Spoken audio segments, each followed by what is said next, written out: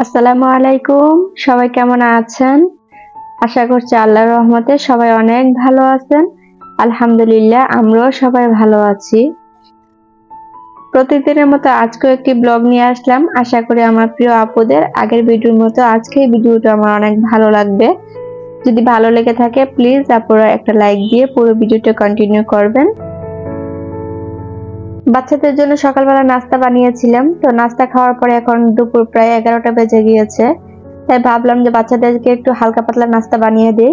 তার জন্য এখানে হচ্ছে বাচ্চাদের জন্য প্যানকেক বানিয়ে নিচ্ছি। সবসময় চেষ্টা করি যেটা সহজ রেসিপি সেটাই ঝটপট যেন করে দিতে পারি, কারণ আমার কাজটা তাড়াতাড়ি হয়ে যাবে আর বাচ্চাদেরকে অতি তাড়াতাড়ি খাবারটা দিয়ে দিতে পারবো। সেই কারণে সবসময় চেষ্টা করি। কেকটা বানানোর পর এখন আমি হচ্ছে দুপুরের রান্নাটা করে নেব। যেহেতু আমাদের ঈদ চলে আসছে, আমরা চাইলেও তো বাসায় ঈদ করতে পারবো না, সবারই তো পরিবার থাকে। তো শ্বশুর বাড়িতে গিয়ে তো আবার ঈদ করতে হবে। তো সেই কারণে ঈদের 2 দিন আগে বাড়িতে চলে যাব। যেহেতু বাড়িতে চলে যাব, এটাও তো আমার একটা সংসার। এই সংসারটা তো আর এইভাবে ফেলে দিয়ে চলে যেতে পারি না। তাই এখানে কিন্তু আমার অনেক কাজ পড়ে আছে, যে একদিন পুরো দিন চলে যাবে শুধু এই কাজগুলো গুছিয়ে নিতেই।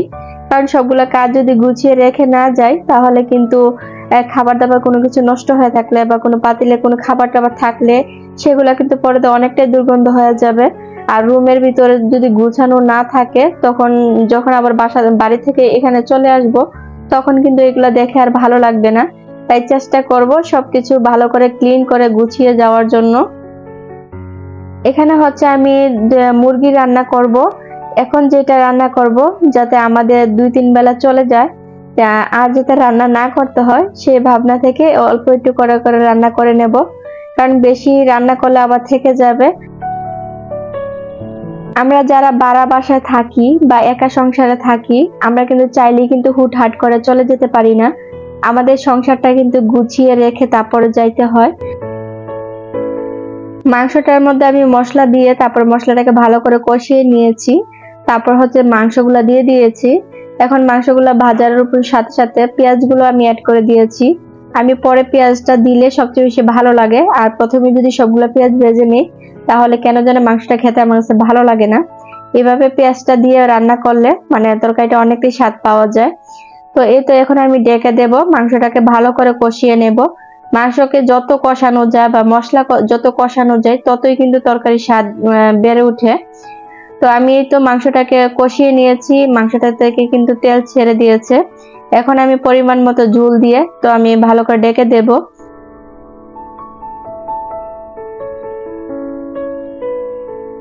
ফাইনালি আমার রান্নাগুলা শেষ হয়ে গিয়েছে। যেহেতু বাড়িতে চলে যাব সেই কারণে আর কড়াইয়ের মধ্যে আমি তরকারিগুলো রাখছি না, আর এমনি তো আমি কড়াইতে তরকারি রাখি না, সবসময় আমি বাটিতে নিয়ে নিই।